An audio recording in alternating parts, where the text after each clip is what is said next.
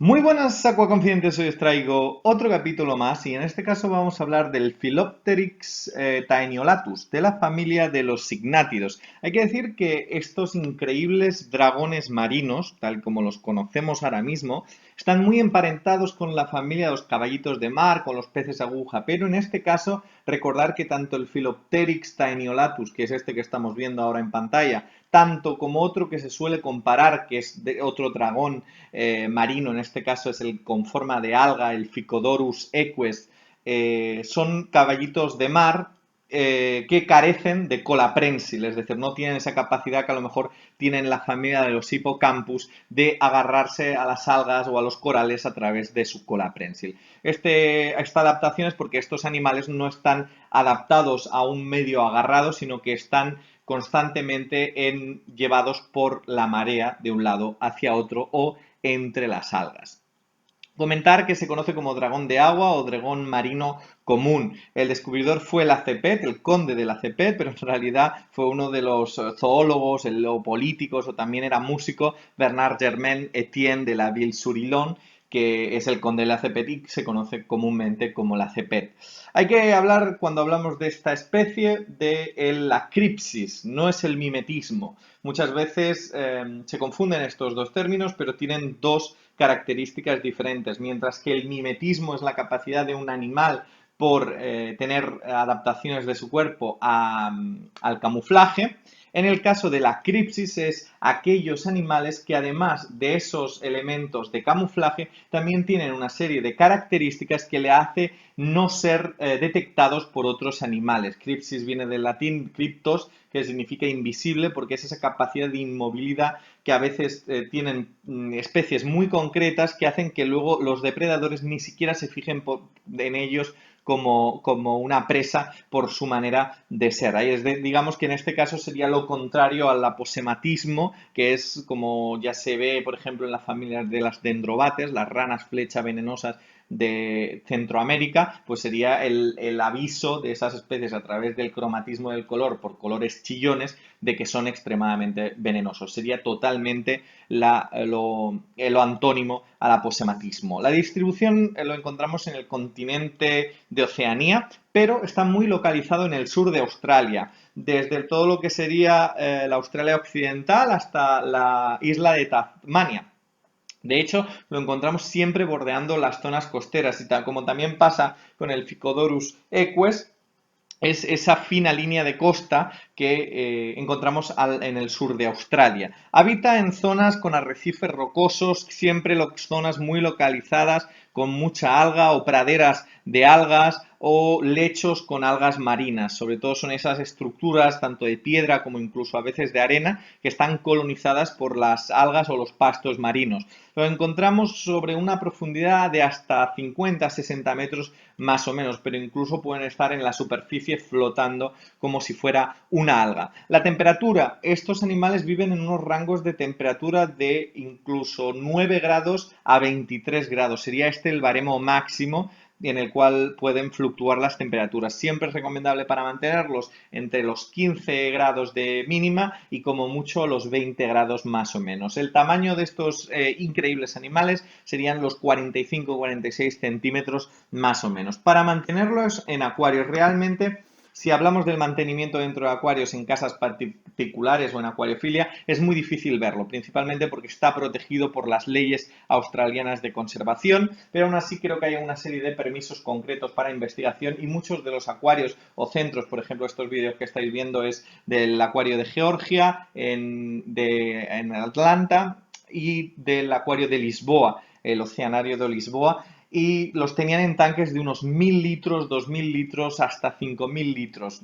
Normalmente, por ejemplo, el de Lisboa es con forma de cilindro, pero también es bueno la forma cuadrada en el caso de estos acuarios. Sobre todo, pues podemos mantener un grupo, normalmente son animales solitarios, o suelen ir en pareja o solitariamente, así que lo más recomendable es mantenerlos por parejas o con un solo individuo, con un solo ejemplar. Siempre decorados con macroalgas, siempre podemos tirar de una caulerpa prolífera, de un Carpophyllum flexusosum, caulerpas de todo tipo, lentilífera, serrulata, sertularoides, o sea, todos, o incluso aunque bueno, la estructura de las alímedas o puntias, que son directamente con esqueleto cálcico, también podría disimular o se sienten bastante cómodos. A diferencia de otros caballitos de mar que son muy reacios a la corriente, no diría que este caballito de mar, este dragón de mar, le guste la corriente fuerte, pero sí que es cierto que es más tolerable a corrientes medias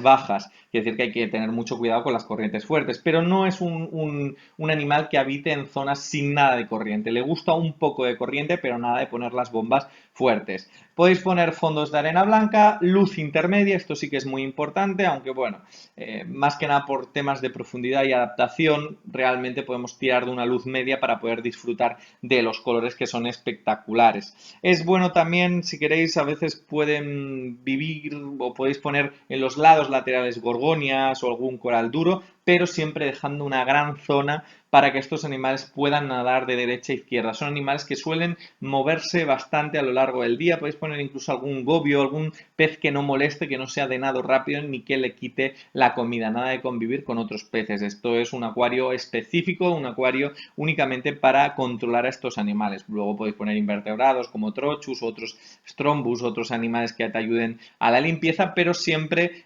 con mucha prudencia a nivel de los nitritos, los nitratos, los fosfatos, todo lo que son el tema de detritos. Son animales que comen mucho y producen mucho desecho. También la descomposición de los propios alimentos hace que generen mucho detritos. Buena calidad del agua debe ser absolutamente excelente. Estos animales son muy sensibles, estamos hablando de unos animales muy frágiles, y sobre todo un potencial redox alto, con calidad de oxigenación suficiente, es decir, todo lo que sería un acuario excelente con una cierta excelencia a nivel de parámetros y control absoluto de todos los parámetros para que no se desbarajusten. Nada de anémonas, nada de invertebrados urticantes, nada de elementos que puedan dañar a estos frágiles animales, porque tienen una piel sensible y podrían incluso morir con roces o con extremadamente mucha piedra o mucha corriente. Todo esto puede dañarlos. Unos parámetros de pH normalmente de 8.1 a 8.4 más o menos, y una densidad entre 1021 a 1024 más o menos, 1.024, perdón. La alimentación: es un pez micropredador, es decir, come pequeños invertebrados. Podemos darle, evidentemente, alimento vivo, porque muchas veces, sobre todo si son cogidos de su medio natural, no detectan otro alimento, o un alimento congelado o un alimento inerte. Entonces siempre podemos recurrir a Artemia. Lo ideal para alimentarlos es el Mysis, es lo que más suele tener bastante acogida en cuanto a la alimentación. Podemos darle pues todo tipo de zooplancton o ir probando todo tipo de zooplancton, desde isópodos, anfípodos, copépodos. Podemos intentar darle cíclopes, aunque bueno, siempre tenemos el Mysis que es lo que más les gusta, y que debemos complementar con una dieta bastante de cantidad. Es decir, es un animal que tiene una voracidad y hay que proporcionarle grandes cantidades de alimento. De hecho, comen 2 veces al día, pero también es eso, ir complementando con pequeños crustáceos, y muchas veces se puede acabar dándole comida congelada. Aún así, no es lo habitual y suele siempre ser recomendable que esta comida que le estemos dando esté bien a través de gotas o a través de alimentación, tener muchos nutrientes en su dieta de estos animales para que luego sean reabsorbidos por el animal. También a veces aceptan algunas crías de molly o de guppy muy pequeñas, sobre todo muy recién nacidas, incluso me atrevería a decir, porque luego ya en las fases de los 2-3 días ya suelen nadar con bastante rapidez el alevín y a veces se les escapan. Y al decir que son especies muy tranquilas, muy pacíficas, suelen permanecer prácticamente inertes, como ya estáis viendo, todo el día. Es un animal fascinante, es un animal que suele nadar por todo el acuario, es decir, vamos a ver un espectáculo de movimiento sinuoso y increíble que generas la primera vez que lo ves al natural. Estos animales te deja una sensación increíble. De hecho, parecen seres de otra galaxia. Es un animal que suele vivir sobre los 6 años, vida corta, pero tampoco tan corta como otros signátidos, que suelen vivir entre 2 a 3 años, y sobre todo la experiencia para mantenerla es avanzada. Hay que decir que este animal lo traigo únicamente para mostrar lo increíble que es, pero es muy raro verlo en acuarios privados de dentro de casa, por lo que hemos hablado antes, que se necesitan demasiados permisos. Aún así, está clasificado en la UICN como una preocupación menor. Es decir, sí que es cierto que los hábitats de estos animales, a través de la sedimentación y a través de la destrucción de sus propios hábitats, están afectando a las colonias, a las poblaciones, pero hay que decir que también Australia es uno de los países que más